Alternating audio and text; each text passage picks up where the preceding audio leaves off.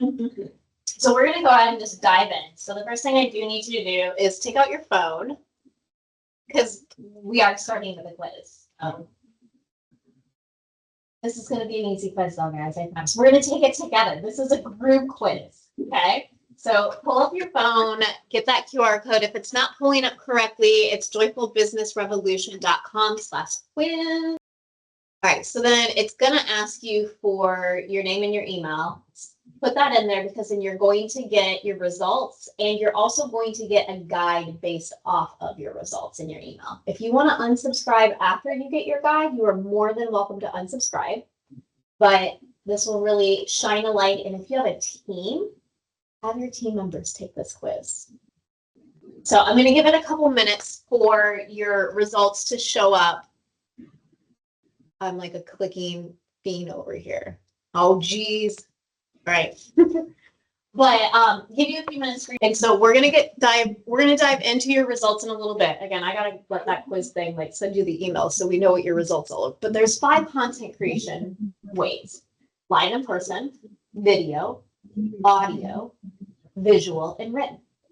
And so when we create or interact in one of those ways, that's creating that experience. And so when we think about the person on the other end who's consuming this, well, what's going through their mind? So I want to break this down first because this really can change your perspective of how you're creating. So the first thing is we have to break through their subconscious mind. Their subconscious mind is busy and making decisions on its own. Subconscious mind.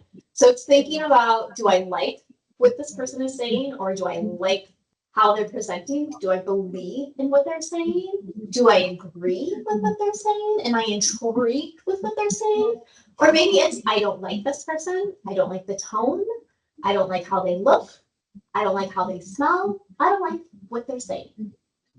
And so when you can get the subconscious mind to say, yes, I like, or no, I don't, you have achieved that first spot. Because they are also thinking about what are they going to feed their kids for dinner, if they sent that email or not. Do they need to get gas in their car? When should they stop by the grocery store? Like, there's a lot going on up here, right? It's like a constant race. So if we can get to that yes or no and move out of that subconscious decision making to that actual emotional response of yes, I like this. Yes, this is for me. This person's speaking to my heart. Or no, I don't believe this person. I don't like this person. I don't agree with what they're saying. You need a yes or no. And that's what you should really think about when you're creating your content. Are you giving someone the opportunity to feel like you are speaking directly to them? And if they're a no, but they like your tone, they like how you look, you don't smell funny, they'll come back. And eventually you may say something that speaks directly to them, that then gets them going into the last step, which is to take action. And taking action can mean a ton of different things. It doesn't have to mean buying from you necessarily. It could mean commenting on something that you posted. It could mean coming to the open house. It could mean sharing a story about, hurricane and how did it affect insurance claims, and do you know somebody? Really getting people to be in conversation is actually the goal of your marketing efforts. You should never try to sell with your marketing. None of us want to buy from marketing. We want marketing to speak to our hearts so that we know that we are seen and heard as humans by another human. And so therefore we can be in conversation and community. And so when you slow down a little bit and think about your experiences that you're creating, does it speak so specific to someone that they're like, how did they know that's what was going on in my head? Or, geez, I need to introduce my mom to this person, my friend. They're speaking directly about them.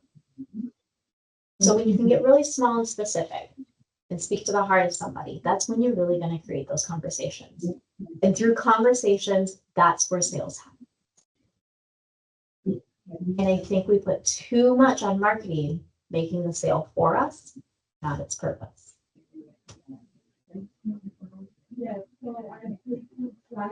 So as we work through this cycle and kind of reflect and evaluate when you're going forward and creating experiences for people, one, ask yourself, is this actually an experience that I would want to have myself? Is this something I would want to read? Or would I just scroll past this on social media? And when you're thinking about speaking to the ideal parts of someone, like literally think of a person. I always say, think about your favoriteest client. And at this retreat was my yoga therapist. And she's like, well, Amy, you're my favorite client. I was like, well, great. I get that. I've been with you for the last 5 days. I would say that. But I was like, but why? And she's like, you come in curious. She's like, your body hurts all the time. Years of racing really screwed me up. All goes back to that. But you also go home and you do the work. And people think that I can just fix them here and it ends here. And it takes time. And I was like, all right, then that's who you need to be talking to. The people who understand that it takes time to heal lifelong injuries. It takes time at home, not just when you go to therapy or go to the yoga studio. And so she's been thinking more about talking to those who understand that it takes time to actually heal deep wounded damage. And we can trace every single pain on my body to a wreck that I had when I was 12. My go-kart landed on my ankle. I really wish it would have broke it, but it didn't. It just smushed the bone. But every single pain in my body, we've been able to trace back to that ankle injury. So it's super interesting. She's a witchy woman, and I love her. So really think about the other thing that kind of comes up when we think about like speaking to one person, our ideal person, is, well, I can help everyone. You can't help everyone when you're speaking to no one. And so if someone can't raise their hand and say, oh my gosh, they're speaking directly to me, you're never giving yourself a chance to actually help anyone. Because you can't help everyone. You don't want to help everyone. Like, let's be honest about that. And so some people think this strategy can be exclusive and not inclusive enough. But I also think you can really rotate through those 5 ideal people that you really want to walk into your door this week and really create experiences for them. And when they have great personalized experience like that, they're also going to tell their friends. And so that word of mouth marketing really, really comes into play when, again, you've spoken so deeply to somebody that they feel like you're only speaking to them. So as we kind of continue on to reevaluate how we're speaking to people, the other thing too is we've got to make sure that we're showing people that we're multidimensional. It's not just all black and white, and people will connect differently to different things. And so what we've done at the Joyful Business Revolution, we've really studied successful marketing campaigns. And successful marketing campaigns result in conversations that create sales. Sometimes these are sales like Nike, multi-billions of dollars, right? And sometimes these are sales with people who are individual business owners and have maybe $100,000 to $150,000 a year business. So when we really broke down what made the success of conversations happening and sales actually coming into the door, there were 6 things that became very, very clear that all of these marketing campaigns had. And so the first thing that we really need to think through is our mission-driven content. Like, why are you doing what you do? People buy your why. Unfortunately, it doesn't matter if you have 14,000 website certifications. There's a million other website developers out there that have certifications too. And so when you can talk through your why do you do what you do? That draws in somebody a lot more closer than I have all these certifications and I can work on any website, right? So mission-driven content, super duper key. And if you're working with a larger organization or you're like a franchise or a division or whatever, why do you choose? Why do you trust your livelihood basically with this company? The second piece is connection content. So I would say 90% of my clients at Joyful Business Revolution no longer have kids, or they never had kids to begin with. So they're empty nesters or dual income, no children. They love to travel and they love food in some way, shape, or form because that's the content that I put out there for connection content. I just hosted these people here at the lake. We took them out on the boat. They saw the pretty leaves changing. We actually didn't get a chance to go visit any local businesses, but normally I do like a half day excursion and go to a winery or something along those lines. But we didn't have a chance. We actually brought a baker in our house and she baked for us every day. And we made like stone fire pizza one day. And so it was really cool for them to interact with her that way instead of us going to her business because she has a kitchen at her home. So she's not going to get over to her place. So we invited her to ours. But really, when you think about that connection content, we like to connect with people that like the same things that we like. We're human. And so are you giving people that opportunity? And some people get so nervous putting things out there. Well, I don't want to put my kids out there. Then don't put your kids out there. You're multidimensional again. I'm sure there's something else you love besides your kids. You love having coffee every morning. Maybe that's what you post on there. And it's interesting to see what people say when they catch you doing the same thing kind of over and over and over again. And I've had a lot of people who love coffee, and so they'll post something about their morning coffee and maybe what they reflected on. So it's connection content and mission-driven content, or connection content and thought leader content. And then they get coffees gifts from people that they aren't clients, they're barely acquaintances. But when people know what you love so deeply and they can connect with you on that, that's a whole new level of really achieving great marketing and great relationship building. The third one is sharing your thoughts about the industry. So much. I always start out when I teach this. So I teach every Wednesday. We have a co-content creation class that we teach. And I say, what BS is your industry talking about that you just want to blow up? We blow that shit up. It's so much fun. And so when I think about the marketing industry, again, I don't think you should rely on social media to grow your business. I think building deep relationships and using consent, email-based marketing is the sweet sauce. Are there people out there who think social media is a bomb.com and are paying for Instagram and TikTok coaches and things and LinkedIn? Yes, there is. But I don't think that works for a lot of people, especially if they want that deeper relationship building. And so that's kind of where my industry BS all comes from. And the same with events. Like we charge $4,000 for this event. If you're going to an event, a conference for $97, you're going to get pitched the entire time when you pay $97 to go to a conference. You probably are not going to get a ton of professional development. But after, these days and the $4,000 that these people invested, everyone came away with such clear next steps. They're going home or they're taking action before they even leave and rebuilding or reconfiguring what they do for their business because we go deep. So that is another thing that I really stand on. If you're paying $97, you're not going to get the deep transformative work that you're actually probably creating for your business. But if you come to a $4,000 5-day event, we're going to do some deep work and we're going to feed you really, really well. So thought reversal content. This is the best thing to get from your current clients. They thought you did this, or they thought you said this, or they thought this about you. So your current clients or prospects, if they come in and say something, you're like, what? I don't do that. Or no, we don't do that. Really great content to put out there and share and say, a lot of people think that because I do marketing, I'm really great on social media. I'm not. I post maybe twice a week if I'm lucky. Maybe. I did a post literally on the way here because I had 20 extra minutes because the train station was so close to that time bar.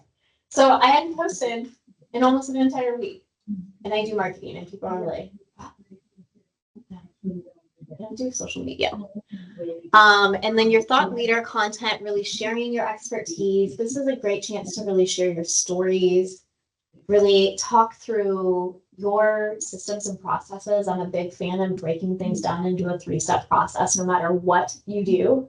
You can break it down into a 3-step process and guide people through it and really show them the result of that time that they're going to spend with you or that money that they're going to invest in you is much better than talking about benefits. People buy results. And I do a lot of work with nonprofits and chambers. And I'm like, no one really cares to come to another networking event. No one really cares that they're getting listed on the website. What are you going to do if I join this chamber? What is going to be the transformation?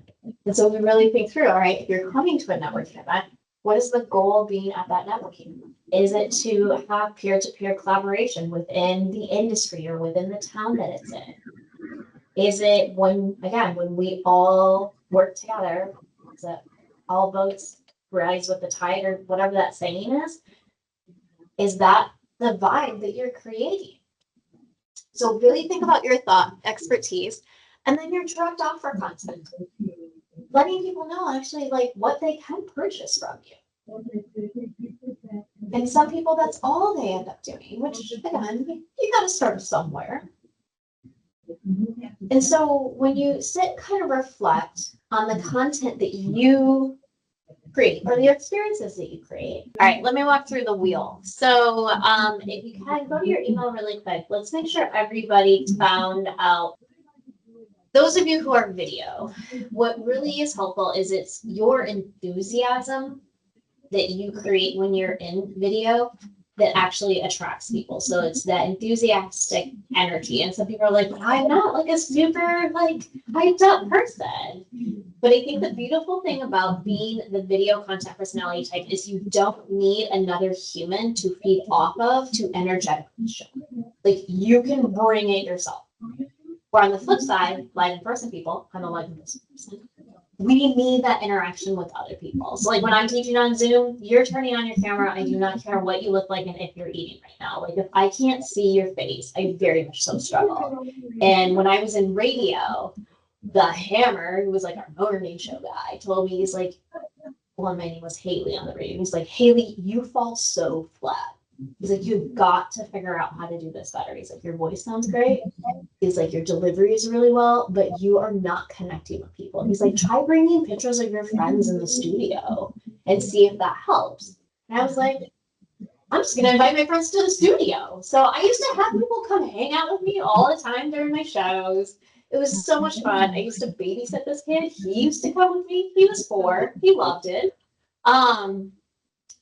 So being able to really figure out how do you hack your content personality type. So the live in person people is interacting with people. Video, it's just showing up your enthusiasm. Will bring in the money.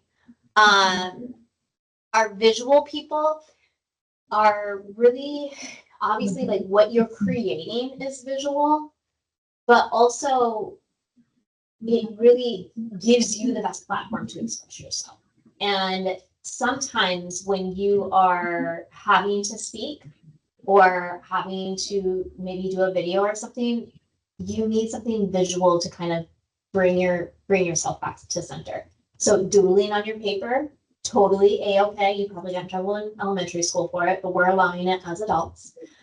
Our audio people, again, super jealous. All they need is their voice. So it's like that person that you call when you're super ticked off about your Verizon bill being too high, and they are the nicest human on the freaking planet, and you no longer can be mad at them. That is an audio content personality type. And so it really is their voice that connects deeply with you and that really can enroll you into what they're saying. I hired this kid once. I worked for a standardized construction coalition, and basically we were trying to sell standardized contracts to contractors so that they didn't have to like have a legal team. And clearly I didn't go to law school, so there's that. But when I brought this kid on the team, his first interview was on the phone. It was amazing. And then I brought him in and he flopped. Like he got so nervous in person. The CEO's like, Amy, what are you thinking? I'm like, let's get him on the phone again. And I'd love for him to sell something that he truly loves. And so he sold me on the Packers. I'm a Vikings fan. I did not buy into it. I did not buy into it. And I was like, he was such a great storyteller on the phone. And I was like, yeah, you totally can do this. So I brought him in. We were like $750,000 a year business. We sold $1.2 million in standardized construction contracts in 18 months. It took me to build out the team and to put everybody in their content personality type. He doesn't care about the law. He does not care about building things. He cares about the Packers. So I kind of dug him just a little bit. But really, when you can tap into your content personality type and you get to do something that you love, like double bonus right there.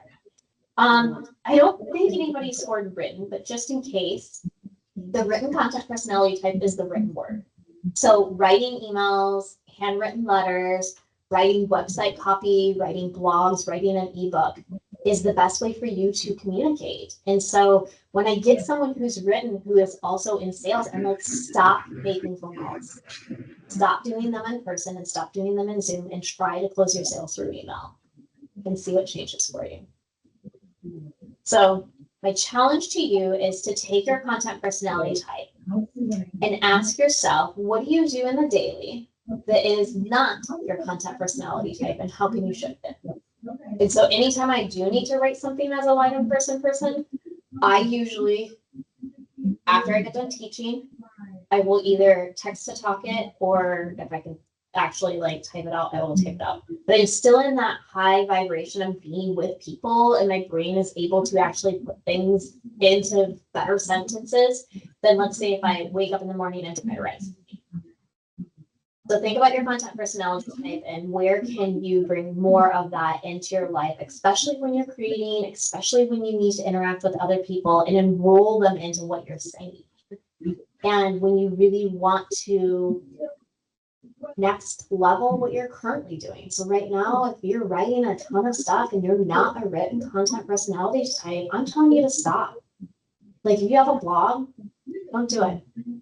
Do something in your content personality type instead. And so in the guide that you guys get, the PDF, there's 20 to 30 ways, depending on the type, that you could be utilizing in your marketing. And so that's totally how you can kind of shift what you're currently do and replace it with something else. And so when I think of how, as me as a live in person content personality type, so I speak and I teach 3 to 5 times a month, whether it's locally or I'm traveling. That's a big one. I do a lot of virtual teaching as well. So I'll go to communities who are serving business owners, and maybe it's an accountant, or maybe it's someone who's like helping a new business start, because that's not just, I love doing that, but that's not who I'm trying to target. I will go and say, hey, can I do a free customer service, like customer appreciation marketing event with your people? And I tell them about the quiz and I empower them to feel like they can do this. And a lot of them go off and run, and some come back and they're like, I did this, but it's still not working. I'm still not getting people. And then we know that's a messaging problem.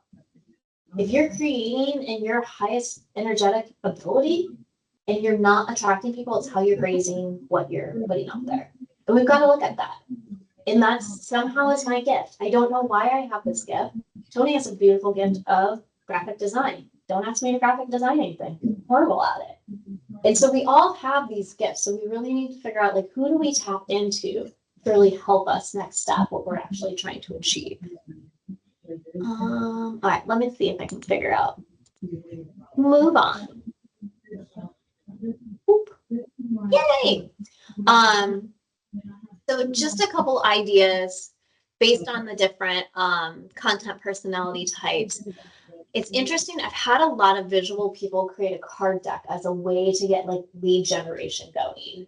And sometimes the cards are just motivational phrases that they really love. Sometimes the cards are like stretching cards because they're a physical therapy office. So that one's always kind of fun. Again, your video people, it doesn't always have to be you just talking on a video. There can be other aspects to it, but really you don't have to rely on other people to like hype you up to get up there and do it. Yeah, so those are a few ideas. Again, those are gonna all be in your guide, and I will send you a link